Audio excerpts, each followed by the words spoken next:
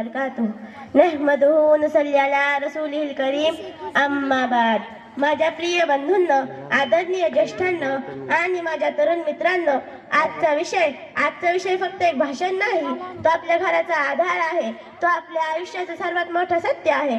बंधूंनो आणि भगिनींनो, जरा एक क्षण डोळे मिटा आणि विचार करा, तुम्ही पहिल्यांदा चालायला शिकलं तेव्हा कोण होतं? तुम्ही पहिल्यांदा बोललात तेव्हा आनंदाने कोण रडलं? तुम्ही आज जे काही आहात त्यामागे कोण आहे? उत्तर एकच येईल, आई आणि वडील। कुरानमध्ये अल्लाह ताला फरमावतो की तुमच्या रबने हुक्म दिला आहे की त्याच्याशिवाय कोणाची इबादत करू नका आणि आई वडिलांशी चांगुलपणाने वागा। पहा, अल्लाह तालाने त्यांच्या इबादतीनंतर लगेच आई वडिलांचा हक्क सांगितला। हे त्यांच्या महत्त्वाचे किती मोठे प्रमाण आहे।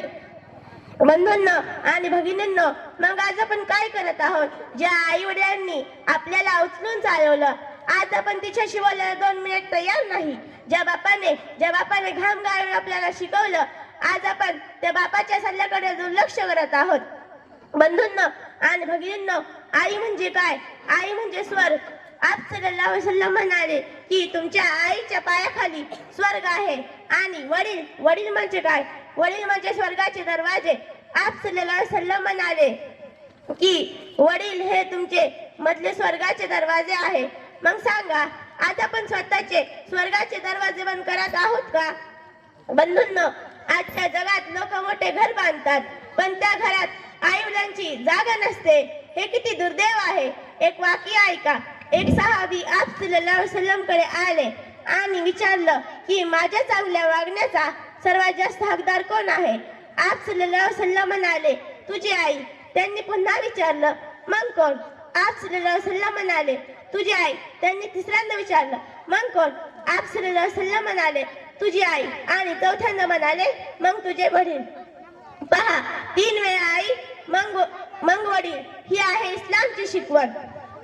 बंधूंनो आणि भगिनींनो, जर तुमचे आई वडील जिवंत असतील तर त्यांची सेवा करा, त्यांच्या पायाशी बसा, त्यांच्यासाठी दुआ करा, कारण जेव्हा ते नसतील तेव्हा तुमच्याकडे फक्त पश्चाताप उरेल।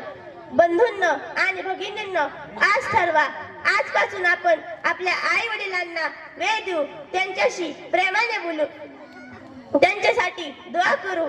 याची अल्लाह ताला आपल्याला तौफीक देऊ, त्यांची खिदमत करण्याची ताकद देऊ आणि आपल्याला त्यांच्या दुआमुळे स्वर्ग नसीब करू। व आखिर दावाना अल्हम्दुलिल्लाहि रब्बिल आलमीन।